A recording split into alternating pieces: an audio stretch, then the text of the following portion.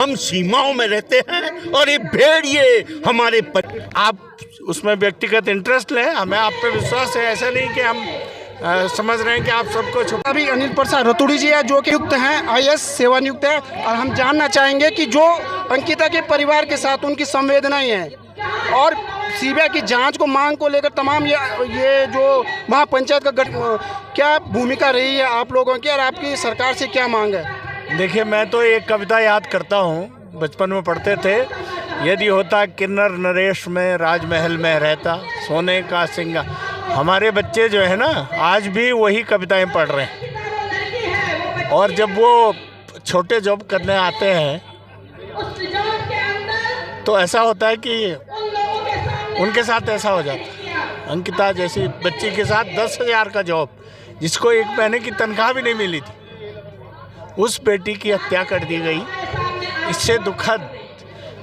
और हमारी जो वर्तमान सरकारें हैं वो ये कहती हैं कि हम महिलाओं को आगे बढ़ा रहे हैं, और इसमें जो क्योंकि अब सीबीआई जांच चल रही है, और अगर सीबीआई उस मोबाइल को खोजने में सफल होती है, सक्सेस होती है, क्योंकि पुलिस पे आपको पता है कि जब प्रदेश की पुलिस होती है तो उस पर बहुत दबाव होता है।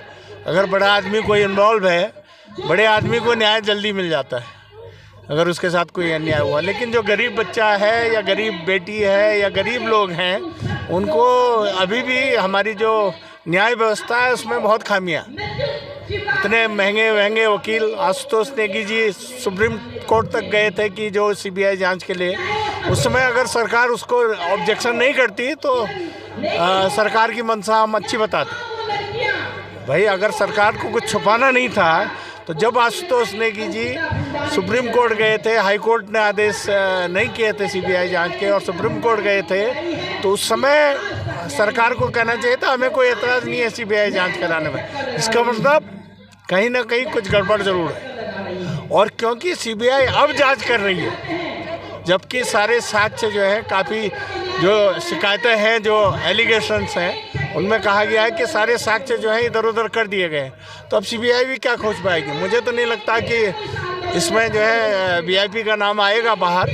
और ये जैसे केस होते हैं ना, जनता, ये हमारी महिला मंच की, चाहे वो कमला पंत हो, चाहे निर्मला बिस जी हो, ये लोग इसको आगे ले जा रहे हैं।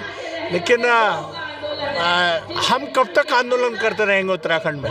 ये राज्य हमारा 42 शहादतों के बाद बना था, और महिलाओं ने भी शहादत दी थी उसमें। हमारी बहनों के साथ, हमारी माताओं के साथ रामपुर तिराहे में क्या हुआ था आपको पता होगा। लेकिन राज्य बनने के बाद महिलाओं की स्थिति में, बच्चों की स्थिति में मुझे कोई सुधार नज़र नहीं आता। और उसका एक कारण मैं समझता हूँ कि हमारे जो पहाड़ के लोग थे वो पलायन कर गए, या तो पलायन को मजबूर हो गए, चाहे वो देहरादून आ गए, चाहे वो हल्द्वानी आ गए, चाहे वो जो है कोटद्वार आ गए, चाहे आपके रुद्रपुर आ गए, जो मैदान, उन पे कहीं पे कार्रवाई होती, कहीं पे नहीं होती। तो ये प्रॉब्लम जो है रहेगी।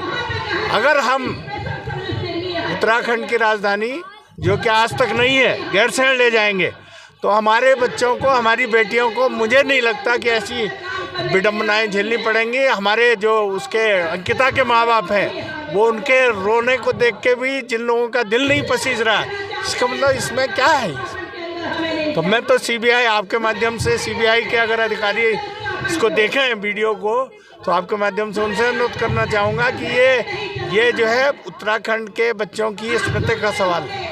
बच्चे हमारा भविष्य होते हैं। 19 साल की बच्ची थी वो, और जब हम 1992 में एक यूएन की वो थी चाइल्ड राइट्स पे, चाइल्ड राइट एक्ट है एक 2005 का, अगर वो 18 साल पहले आ जाती तो उस एक्ट में आती, पॉक्सो में आती, उसमें आते केस आता।